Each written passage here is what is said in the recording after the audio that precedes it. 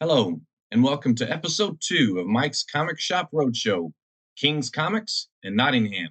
Well, I've been to Gotham, Wakanda, Candor, Metro, Atlantis, Metropolis, Smallville, Xandar, Star City, Bloodhaven, Central City, Krakoa, Latin Themyscira, Opal City, Asgard, Sokovia, Campley, High Coast City, Krypton, Apocalypse, Battle Road, Keystone City, I'm a reader, I've been everywhere, man. I've been everywhere, man. Comic books in my hands, man. The smell of back issue pages, man. Comic shops, I've seen my share, man. I've been everywhere. Hey everyone, this second episode of The Roadshow features a comic shop in Sydney, Australia. I had the good fortune of my employer sending me there for a few weeks. This made for the perfect opportunity to visit a couple of comic shops for The Roadshow. The first one I found was King's Comics at 283 Clarence Street, Sydney, New South Wales. I highly recommend a visit to it if you ever get the opportunity. Its website, which I posted in the show notes, touts itself as, quote, Australia's most well-known comic book and pop culture specialty store, and is recognized internationally. As you'll hear in the interview with the store manager, Scott Sheens, King's Comics has been around since 1986, starting as a comic book mail order service.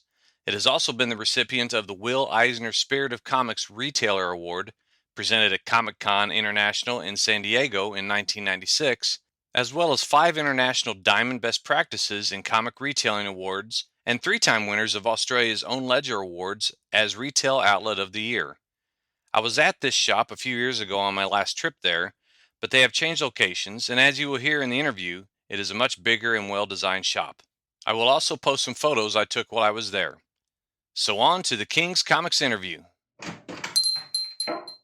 Okay, folks, this is Mike Atchison with Mike's Comic Shop Roadshow, and we're here to record our second episode of this podcast, and I'm at King's Comics at 283 Clarence Street, Sydney, New South Wales in Australia, believe it or not.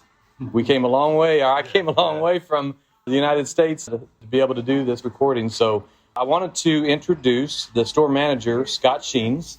Hi, thanks for having me on. All right, great. Thank you, Scott. And thanks for the short notice. So, as you know, there's just a short series of questions, and I want to kind of highlight the benefits of brick and mortar comic shops. So I appreciate you taking the time. Thank you. So, just right off the bat, what's a quick history of this store, whether in this incarnation or previous locations or anything like that? We've had many previous locations. King's is a family-owned business by the Vlastaris family. It was started by George Vlastaris. The first store that George opened, I believe, was in 1986, but he had a mail service he started in the late 70s. The store did have one original location in the Sydney CBD. We always wanted to be that store in a central business district of a big city like Sydney. But at one point, I think throughout the 80s up until the mid-90s, George had multiple stores, or maybe just small satellite stores. As the 90s went on, and there was maybe that downturn in the comic industry in the late 90s, the stores and just real estate in general was very viable. So we made sure we just had the one major store in Sydney at any given time, and then we began our first online presence in the late 90s. Okay, and I think I was here a couple of years ago, and I was at a different location, if I recall. That's correct. Yes, yeah. We had this new lease in Sydney for the last 2 years, or just as COVID started. Actually, it was quite taxing for us, being that we were just opening the store, but lockdowns were happening at that time. This is a wonderful new store. It's actually located in it's one of Sydney's original office buildings. It's a heritage listed building. That was the office space for the steelworks that made the Sydney Harbour Bridge. Oh, I see. So it's quite cool. Well, it's got a great aesthetic. It's got the brick walls. You got it decorated well. There's a lot of visual appeal. A lot of original wooden floors, brickwork, with the steel beams that were actually used in the Harbour Bridge are here as well. And Christine Blastaris, George's wife, did a lot of the aesthetic signage, we wanted a New York subway kind of look to Sure. to the store. Oh. Yeah. So the aesthetics are actually done by Christine Batstar, who's one of the owners. Yeah. Well, I'd say that you guys have nailed it. Yeah. So what about you as the store manager? What got you into this business? Are you a comic fan from way back? Yes, I was always a big comic fan and cartoon fan when I was younger. I was sort of a jack of all trades growing up, and I moved back to Sydney about 20 years ago. Always had one foot in the Sure. sort of maybe one foot in, one foot out. Right. Collector's realm. Always just knew what I liked and things like that. I was visiting Kings at one point when they had a position available, and I'm still here. So That's a good thing. Yeah. So you sort of did this already, but I mean, how would you describe your shop? Not just physically and the aesthetics like you did already, but what does this shop in particular specialize in? What kind of themes do you guys emphasize? We do have probably a higher emphasis on single issues and more high-end collectibles as well. Okay. So George has always been very big on making sure we've had probably have one of the biggest backlogs of comic book back issues in more than any store in the country. Okay. Due to us being around so long. Well, now you speak to my heart. The back Yes, issues. yeah. We we're always endeavoring.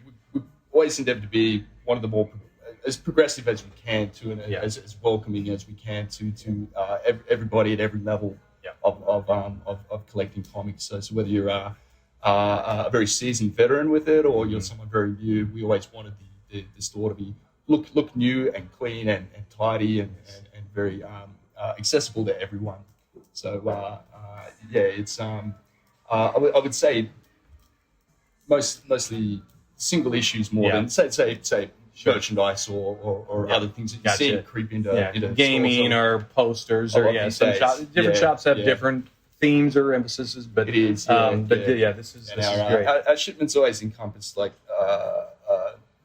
a lot of indie comics as well. Being very supportive of the Aussie comic industry, but also I don't think we've never not gotten a lot of quantities on a lot of indie titles too. So a lot of people, I think they come in just thinking it's purely Marvel and DC, not knowing even about Image or anything like that, but we do get at least a small amount of. And I've really migrated from the big two more to indie stuff as I've grown older. So you, as an individual, Scott, what would you consider to be your favorite comic series or your favorite comic character? Maybe a favorite OGN?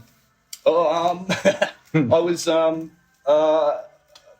very big on my X-Men when I was younger. I mean, some of my first comics were a real mixed bag. My mother used to collect comics in the 60s, a lot of Gold Key comics and things like that. So she, I also used to love to draw. So I used to buy a lot of things when I was younger, just in order to draw something out of the comic. Do you have a favorite X-Men character?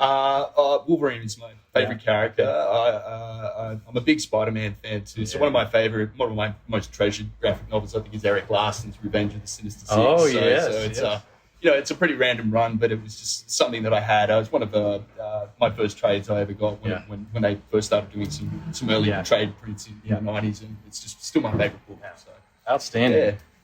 So, if you had to give one reason, why should folks come to your store here? Why should folks come to King's Comics?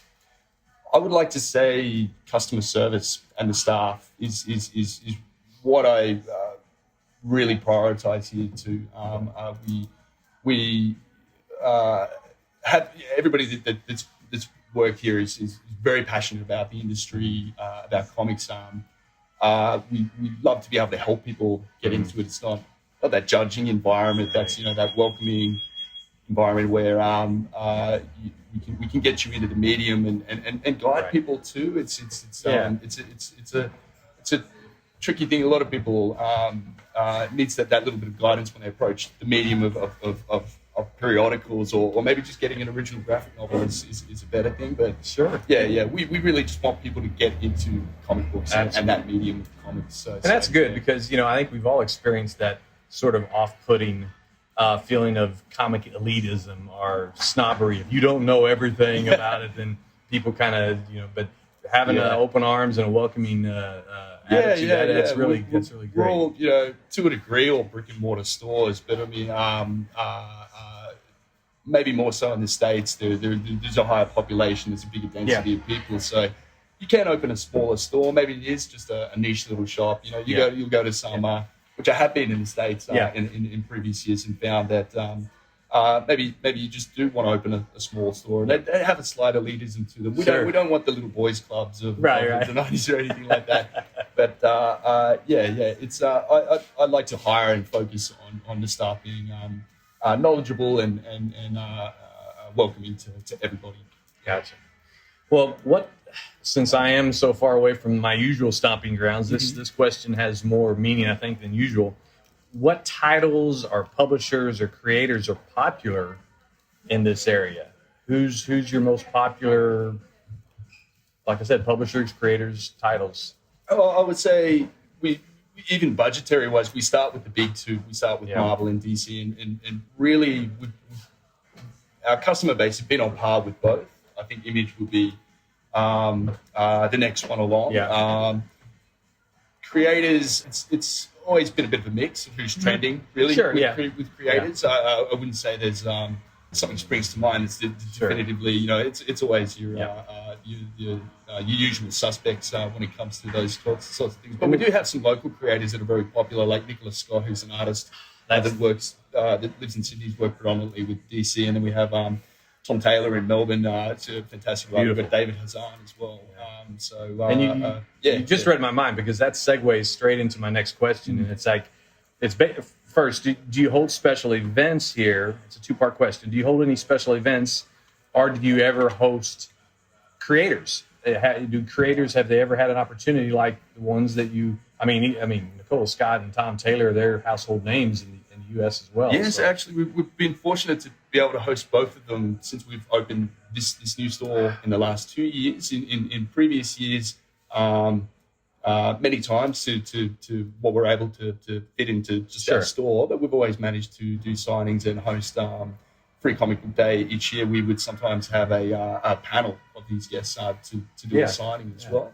But they're George and Christina are really seasoned and experienced with this. They opened the first comic conventions in Australia in 1992, which were OzCon. Okay. So they were the first people to start a comic book model in Australia up until about 1998. But they've for just about everyone you can think of. I think the first show was at actually the Sydney Opera House, which is pretty cool. Yeah. So George and Christine, they're the owners, you say? Yes, they are. Yeah. Okay. First of all, pass on my regards to them for allowing us to do this interview. And I hate that I missed them at a comic convention today. Okay, great. And but it sounds like they're kind of like the OGs for the comic shop. They very much are. Yeah. I wasn't even sure if OG was something that was a term that was used. There's been many.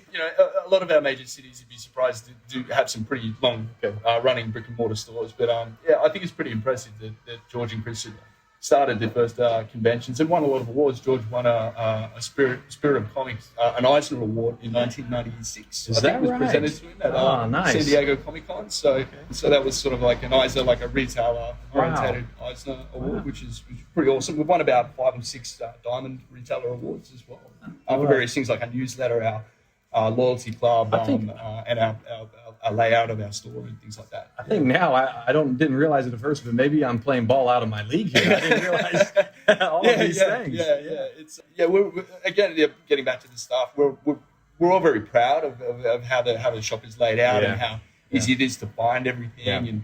And even with this new store, we've tried things a little differently by putting our graphic novels by genre, like you'll see in some bookstores instead. Right. So maybe you'd find even in Barnes & Noble and others, maybe they've got a section for graphic novels, but we decided to have a crime section, have a drama section. And I think that some of the problems I've seen with shoppers that are more casual shoppers is they don't know, if you do your store by publisher, they don't know who the publishers are. They don't really know what it is, and you need to display them a bit more. And maybe by having a fantasy section, a kids section, we've actually got this wonderful kids section in our store that's built like a tree, and it's something that's just visually really cool for the kids, and the kids can stick around it. And we've found that the sales have been really good, and a lot of Indian publishers and graphic novels have been seen because people are going straight to those sections. I mean, there's a lot of I think you're spot on with that. A lot of readers, it used to be people. I think most people just followed a certain publisher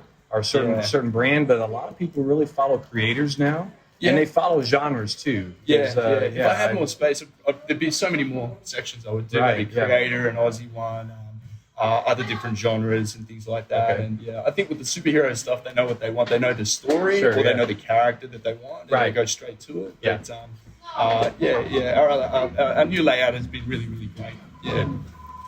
Well, the last, and I guess you could argue the most important question is that, full disclosure here, I asked Scott already what individual issue, OGN, or trade paperback could he recommend to me to read and review for the second segment of this podcast. I was recommending Nottingham, that was written by David Hazan. It's sort of a medieval noir, like a twist on the Robin Hood story, where the sheriff of Nottingham is like a detective hunting down the merry men of more serial killers in a way. And it's David's a local talent as well. Okay. It's produced by I believe it's Mad Cave Studios, and we've had David in for a signing. Got a lot of the issues CGC'd as well. Okay. So I'd highly recommend that. It's something that I think would be good to pick up and read while you're here. So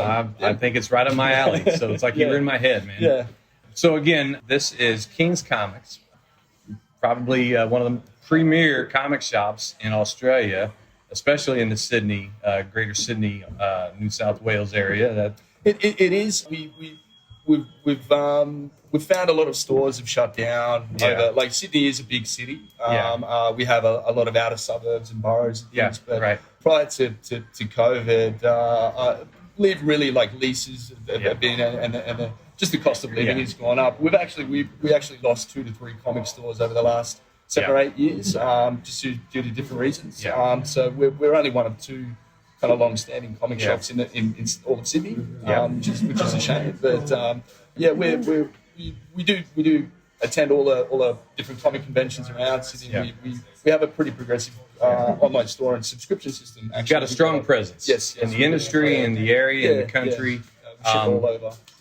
And that's great. And for anybody listening to this podcast, if they're ever visiting Australia or the Sydney area, I highly recommend coming into this shop. It's got a great look to it, got great personal service, as you can tell already. So once again, I want to thank you, Scott, for taking part in this interview. Mike. Thank you. And again, thank George and Christine for I will. Yes. And we'll talk soon. So thanks a lot. Thanks for having me. You bet. Okay, once again, I am joined by my Campus Comics cast co-hosts, Scott and Shad. That's a lot of C's and S's. Yes. Who got their hands on a copy of the book recommended by Scott Sheens. He was the manager down there at this the store in Sydney, Australia. Literally down there. Yeah, down there. Yeah, literally. Another Scott too. A lot of S's again.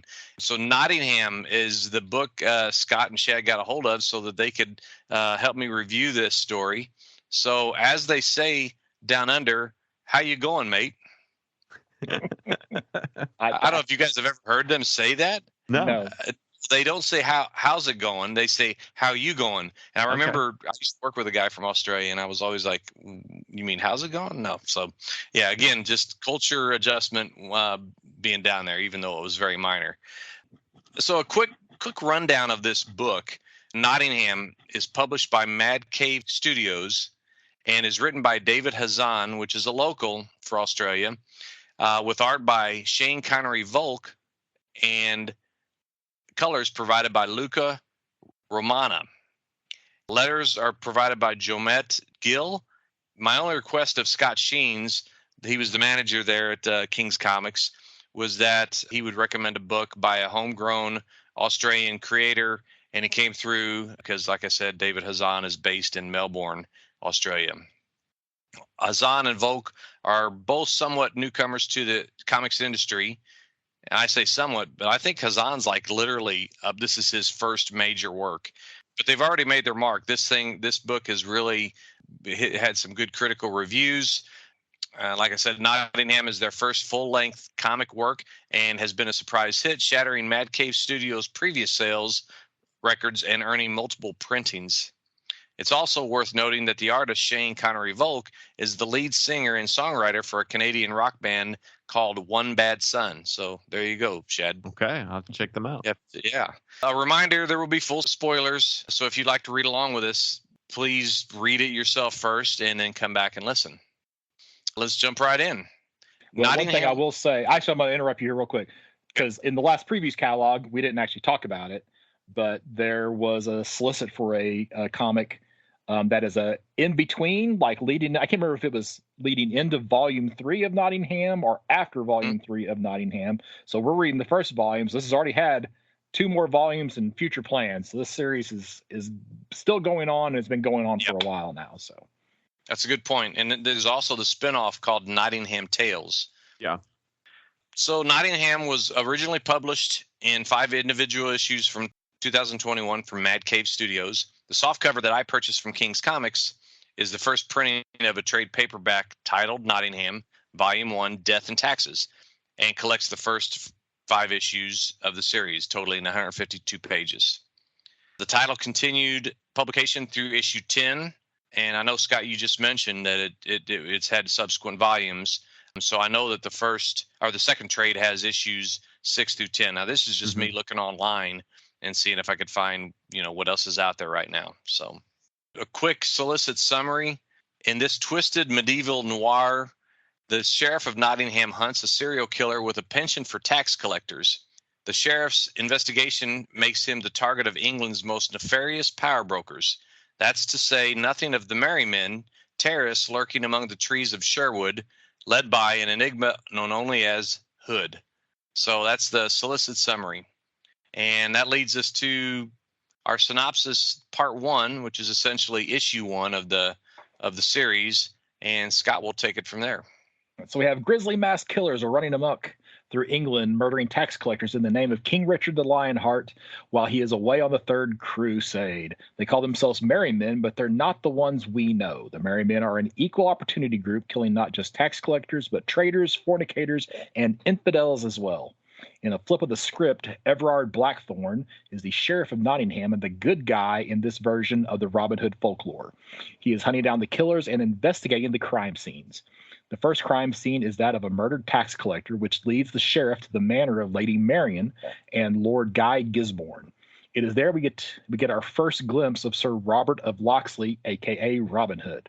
The sheriff meets his match in wits with his interrogation of Lady Marian, even though he was confident that the strands of red hair found on the body of the tax collector were that of Lady Marian. Prince John, King Richard the Lionheart's younger brother and heir, is the enemy of the Merry Men due to his greed and taxes. They do their works in the name of Richard, who they think is being betrayed by Prince John.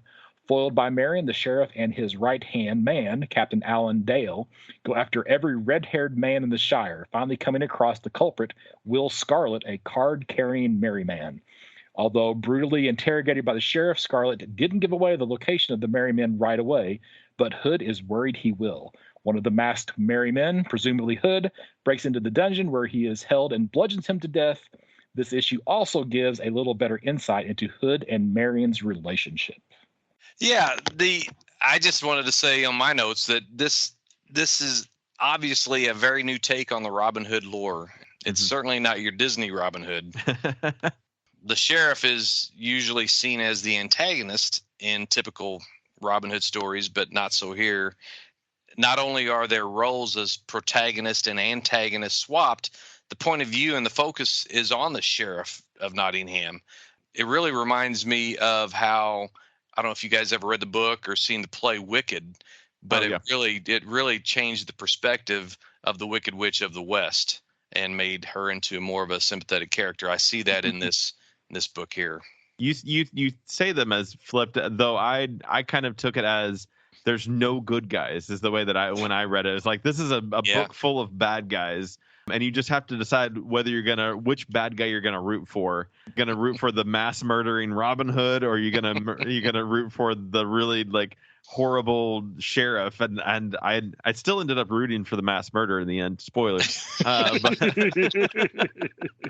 But I was just like, I liked that from the way I read it. There was no good guys. There was no hope for it. It was just a hopeless bunch of people, and I was like, I like how dark and bad this is in that way.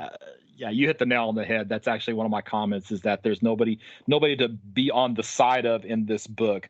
Robin is not giving to the poor. He's sending money overseas to King Richard, right? Mm-hmm. The sheriff is working for Prince John, who is corrupt and over collecting taxes and is greedy. And the sheriff is there just enforcing the law of somebody else that you can't like. So he's just kind of like this guy who's in this job and has no choice but to be in this job as the sheriff. So it's just like, man, there's no hero. There's no hero at all. Yeah. No, it certainly takes the whole idea of heroism on and turns it on its face. I mean, I still root for, because of my history in law enforcement, I was always law and order type person. So I'm going to root for the sheriff. Even though sheriff, I mean, of course, this is whatever, the 1200s or something like that. So their idea of what's allowable, there's not a whole lot of, they certainly aren't reading Miranda rights whenever they apprehend their people. Right. But I almost have to lean or favor the sheriff, and what the sheriff's, he's got a bad history. He's had his moral compass has been jaded for a lot of reasons. So, but I can see him still as the sympathetic character, as opposed to the Hood, who's basically deliberately taking the money from the poor, from the rich, not giving it to the poor, but funding King Richard's crusade in hopes of, I don't know what, future benefits from the king when he returns. I'm not sure. I know I read an interview with David Hazan. He basically says that whenever he was trying to come up with the storyline, he just asked himself, what if we do a Robin Hood story where the sheriff is a cop that hunts down the merry men who are seen as a sort of terrorist stalking Nottingham's tax collectors? So that really did sum up what was going on. Yeah. You ready for part 2? Yeah. So the sheriff's investigation expands to include the brutal death of Will Scarlet. As the sheriff investigates the murder scene of Scarlet, he notes the injury to his head was on the right side, indicating a left-handed assailant. We get a glimpse into Blackthorn's past as a crusader serving Richard the Lionheart, and how that has hardened him. The investigation reveals Scarlet's death was an inside job, and the sheriff's captain, Alan Dale, was a traitor. We're kind of clued into the same evidence that the sheriff is observing through his dialogue. So you're kind of seeing this as an actual detective story. You knew they were going to I knew there was going to be a betrayal in the book, but I didn't expect it to be Captain Dale. I was surprised by that. It was exciting for me. I think we talked about this off camera, but Alan Dale being, historically being part of more on the Merryman side of things, and him immediately being a guard was off-putting to me, and like I don't get this, and I was like, this can't like stick. He has to, at least if he doesn't turn coat and be a traitor, there has to be some sort of change that makes him do that. And then when it was revealed that, I was like, okay, cool, we're on track again. I like this. Yeah. On this issue, I really liked when they're interrogating the keymaster, and he keeps repeating his story, and then they're telling him what really happened, like feeding him, like, no, this is what happened, and he's like, no, this, and he goes, I wasn't even supposed to have that shift. He just kind of like blurted out. It's like he didn't even plan on snitching off Captain Dale. Yeah. I thought the writing was good in that way. Yeah, it's very well written. I mean, this is as a page turner in that way. It's a very smooth read, especially for someone as new as this guy is as a writer. He's a very smooth writer. Yep. Have you guys thought about the art, or what do you think of it? Love it. It's very stylized, very like sharp. All the characters feel like they kind of have very sharp angles to them. It definitely doesn't detract from it at all. So I like that. There's some times where it's like everybody looks like they're bleeding from the eyes, or crying all the time. That, And that's kind of weird. So it's like, am I missing something? Is this how the artist drew it? So occasionally that would take me a little bit out of the story, but other than that, it was very solid. So I put it kind of reminded me of like Sam Keith or Richard Corbin, kind of either in kind of a mix of the two of their styles together. Yeah, I think it was. I don't know if I read it or if I thought of this, but it just seems grungy. It is stylized, but the artist is able to tell the story really well. There's no confusion from panel to panel, which to me is as important as the style itself. Mm-hmm. And to your point, Scott, the inky black eyes of the sheriff, that's the bleeding part that I remember thinking, why? I mean, it's like the whites of his eyes are black, or maybe it's just that the pupils are taking up the entire, and it just, and that lended well, I think, to the image you're meant to see here. So one thing about the masks, they were creepy as heck. I mean, the big grin, it was like a half medieval, helmet or helm or whatever, and then half Guy Fawkes V for Vendetta mask with the big, grin. So I thought that was well thought out as far as design. Yeah, for sure. All right, so part 3 is Shad. All right, part 3. Although Captain Dale betrayed the sheriff, he did it to protect his family. On the run, he hides in an abbey where we first meet Friar Tuck, who is protecting Dale. We learn of Blackthorn and Tuck's past and learn that there is no love lost between them. Tuck forced Blackthorn to join the crusade years prior to avoid prosecution for his own crimes. Friar Tuck and his monks believe the merry men really do give to the poor. They don't. And so they fight off Blackthorn's forces. In the end, the sheriff and friar end in the fight and find Captain Dale hanging in the monastery with a confession note. In the final scene of the issue, Little John, Robin Hood, and Marion conspire to rob the winnings set aside for the upcoming tournament at Guy Gisborne's estate. Hood has bigger plans than stealing, though. Yeah. The design of Little John is just, I don't know if it's in this spot specifically, but he's just this hulking mass and like his head isn't even above his shoulders. Is like his shoulders even go over, and his head's just like chilling out in between his arms. And so like he just looks giant in this story. Yeah, he does. I think they represented that really well. I mean, again, this is so far removed from what we've seen on the movies or Disney cartoons or whatever. But what I'm really amazed at is just how devious Lady Marian is. I mean, you want to think at least of her as being the one of the good people, and she's wanting to but she's already conspiring to win those, like you said, win the winnings on that, or steal the winnings from that tournament. Yeah, so you really got a really good sense of just how bad Hood was in this. I guess it was towards the last part of this issue. His big grin about he's, conspiratorial plans. Yeah, he just is there. It's not like he's a anti-hero. He's just a bad guy, in my opinion. Yeah. It's just so indoctrinated in my mind that Robin Hood is the good guy. He is always the good guy. I've never seen him in anything where he's the bad guy. So it's polarizing. So it's just like I can't wrap my brain around it. I can't. There was a little of this in in the Kieran Gillen series that we read the first volume of about Camelot. Oh, Once in Future. Once in Future, thank you. I couldn't remember the name. Where it's like King Arthur's supposed to be the good guy. Well, I feel more strongly about Robin Hood supposed to be the good guy. If I remember right, later in one of those volumes, Robin Hood comes back for just like either an issue or something like that. And we kind of Once in Future. Okay. Once in Future, yeah. He does. Maybe. Yeah, and I kind of struggle with it the same way, because he's supposed to be the good guy. So yeah, I haven't been able to get past that for this story. So I totally get it. I get it. And I think I was more hung up on King Arthur in that Once in Future because he was not just, I don't know that I'd say a bad guy, but he was a zombie. I mean, it was just It's not what you and plus the whole premise was that he was. What's the saying? King Arthur will return in Britain's greatest hour of need or whatever. Mm-hmm. And the way they spun that was that maybe he caused it to be Britain's greatest hour of need. So I had a hard time with that just as much as you are having with Robin Hood here, I think. Yeah. So we got part 4 now with Shad.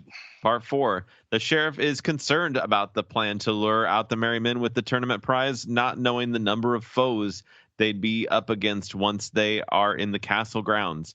But Guy of Gisborne is not dissuaded. After the jousting and dueling, Sir Robert of Locksley, a.k.a. Robin Hood, shows off his archery talents, first by hitting bullseye left-handed, which raises the eyebrow of the sheriff, but also hits the bullseye right-handed, which spoils the sheriff's suspicions that it was Hood who killed Scarlet.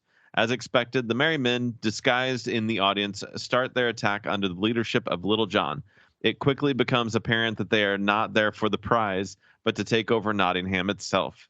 The group retreats to the castle while defending themselves at the gate. The sheriff notices Lady Marian is wielding her sword with her left hand and has her arrested for treason and the murder of Will Scarlet. Yeah, this was my favorite issue, I think, of the bunch. Yeah, it was pretty good. There's in the trade, there's the covers of each issue are on there, and there's a cover for part 4 of the sheriff sitting in a throne of the merrymen's masks. And I thought that's probably the best, like, just kind of image that I had seen in the whole book. I was like, that's a pretty awesome looking image. Yeah. With all those smiling weird masks, and he's just sitting on top of it. And as this story progresses, he starts looking almost like a vulture. Like the sheriff just starts getting bigger, and he's got that cape that's kind of feathery. And so he's just like looking nasty and vulture-y on top of that throne of masks. And I was like, I like this. Yeah, I mean, I had never heard of the artist before, and I'll look for if this Shane Connery Volk, if I see him again, I'll probably, even though I'm not, I'm more of the plain Jane house style kind of guy, but I can say that this is the kind of stylization that I would be in favor of, mostly because the storytelling is good. But I'll look anything I see with him again, I'll probably be looking to pick it up. Now, one thing that's interesting to me, and I have not done any research to see if there's any actual relationship or not. So you have Shane Connery Volk. All right, there's a BBC Robin Hood series where Robin Hood was played by Jason Connery. Jason Connery is the son of Sean Connery, right, who has also played Robin Hood and like Robin Hood and Marian, right, or one of those movies as well.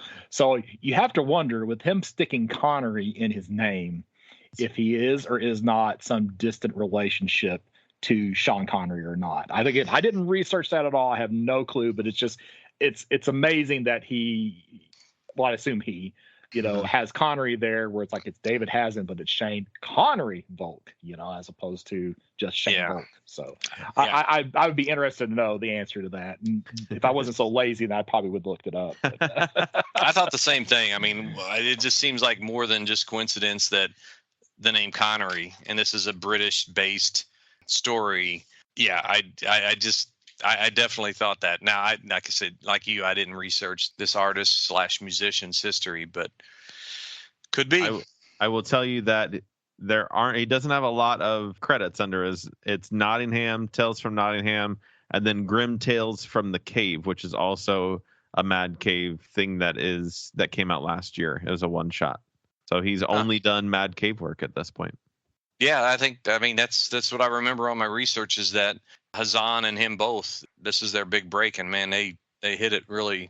There's also something called Shiver, which, let's see, is that also Mad Cave? I can't find a publisher on it, and it's exclusively, he's listed as the author. It is, what is it? I don't know what it is. I'm trying to find any description at all of it, and there's like not even a description. It says Shiver, Kindle. Okay, it's a Kindle edition, so I don't know if it's a comic or if it's a short story or what. You can read it for free.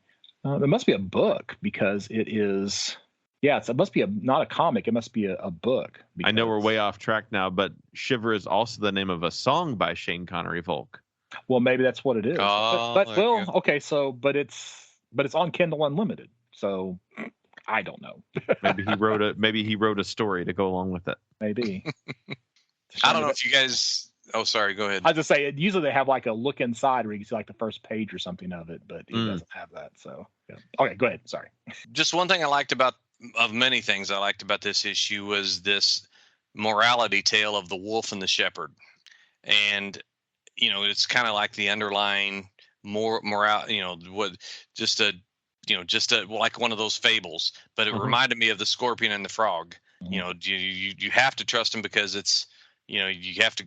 The scorpion or the frog and the scorpion are trying to cooperate, but then in the end, the scorpion's nature forces him to kill the frog. But I just kind of like that little added touch to that issue. Lots of action too in this penultimate issue. Okay, any other comments? Nope. All right, part 5. The merry men break through the castle's defense, and while Gisborne and his guards are holed up in the Great Hall, the sheriff goes to the dungeon to head off Robin Hood, who plans to kill Larry Marion to keep her quiet about the location of the merry men's hideout. The sheriff has to fight Little John to get there, and that is no small feat.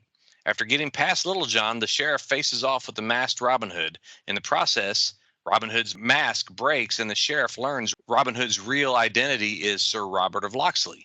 During this, Marion frees herself and engages in a 3-way fight with them, which, by the way, that was kind of wild to see 3 of them. You didn't know who was fighting who. But anyway, This 3-way fight ended with Hood holding Marion hostage. During the standoff, we get a long dialogue where we learn Hood's motivations, his true motivations, which was not to give stolen money to the poor, but to fund King Richard's crusade. In his attempt to free Marion, he shoots her and Hood with arrows, but Hood gets away to fight another day. In the final scene, Lord Gisborne is elevated in the eyes of the people of Nottingham for successfully defending the Great Hall. Robin Hood, now known by all as Sir Robert of Locksley, is branded an outlaw, is in hiding with Little John, and has a hugely increased following. Lady Marion is under house arrest and recuperating from her injuries. And in the final scene, the Sheriff of Nottingham explains to his soon-to-be new captain that people, quote, would rather believe in the myth of a man of noble blood fighting for them than the reality that they never really mattered to him in the first place. Thoughts on this final issue of this overall story? Other than saying that I don't really feel like it was like a surprise revelation to anybody whenever you see that it's Sir Robert of Locksley. I thought it was pretty clear in the issues leading up to it.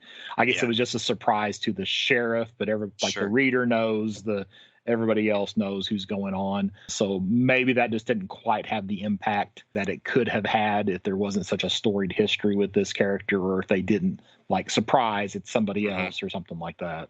Yeah. I thought it wrapped up well, knowing that it is somewhat an ongoing, at least. I mean, we got 10 issues of it. It wrapped up as a nice, trade in one kind of collection.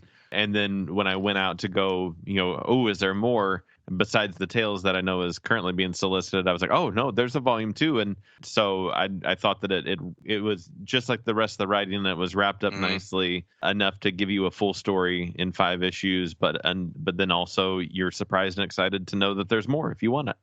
Yeah, I thought they did a good job of keeping the bad guy alive. And one thing I thought was interesting is that, and this is so typical, if you remember, Lord Gisborne, Guy Gisborne, is kind of a ding dong. He's not the greatest lord or ruler ever, but because he successfully defended the people, he's he's their hero right now. So he's eating that up. Mm-hmm. And of course, it's very. I thought the quote at the end there by the sheriff about people would rather believe in the myth of a man that's fighting for them than the reality that they. I thought that had some social relevance. Mm-hmm. I mean, people believe what they want to believe, and it's not too hard to get them to believe it. So yeah. I thought that was pretty poignant, and I have to give credit to the writer on that. Yeah, so overall, I just thought this was a really good book. I thought the historical accuracy was better than a lot of books you read that have an historical bent to them. The Crusades. I even looked up online, and all of these dates lined up with the Third Crusade. Richard the Lionheart, he was actually out on crusade at this time, and they did their homework.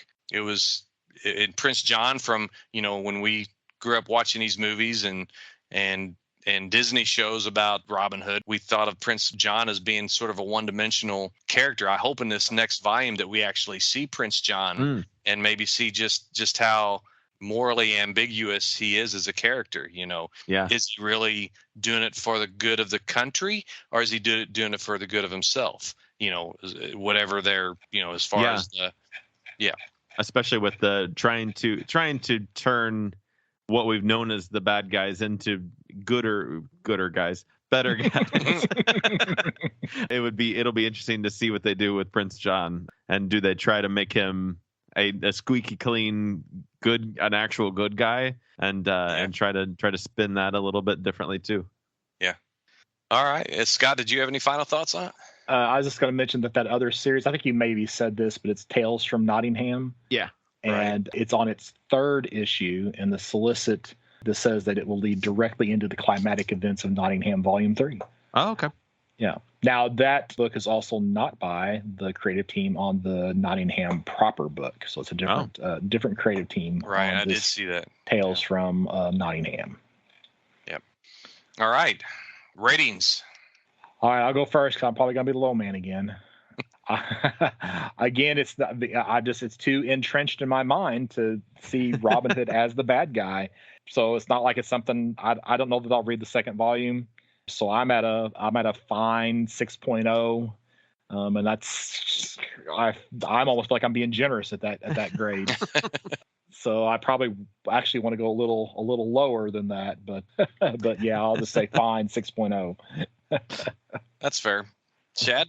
I gave it an 8.5, very fine plus. There were a couple of things more like language. There was some like cursing, and they called the redhead person Ginger. I don't know if that is like terms for that time frame. That kind of took me out of it because I thought that was newer terms, and that was like, if I was being nitpicky, that was the things that threw me off was that. I remember that same thing. Yep.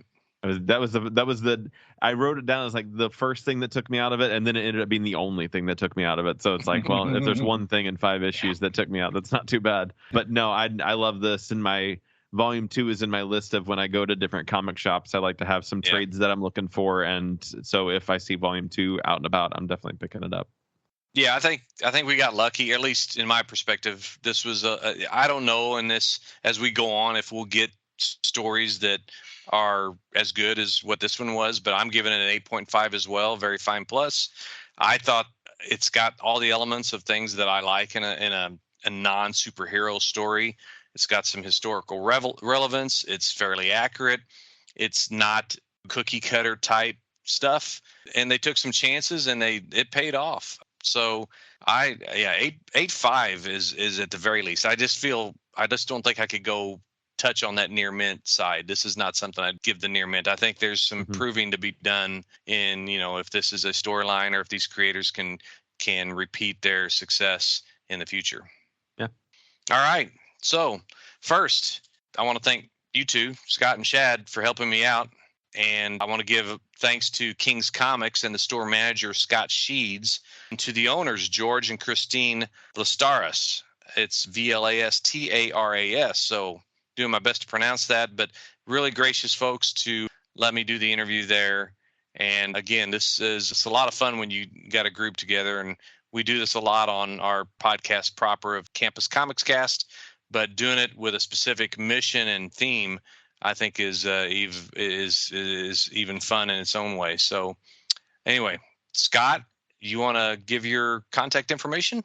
Just track me down at bergcomics.com. Has all my contact information. All right. And how about you, Shad? You can find me on Facebook, Shad Schubert, SHAAD SCHUBERT. And I'm Mike Atchison, which you can get me on email at m.atchison90@gmail.com or Mike Atchison5 on Twitter. All right. Thanks, and we'll talk to you all next time. Well, I've been everywhere, man. I've been everywhere, man. Comic books in my hands, man. The smell of back of shoe pages, man. Comic shops, I've seen my share.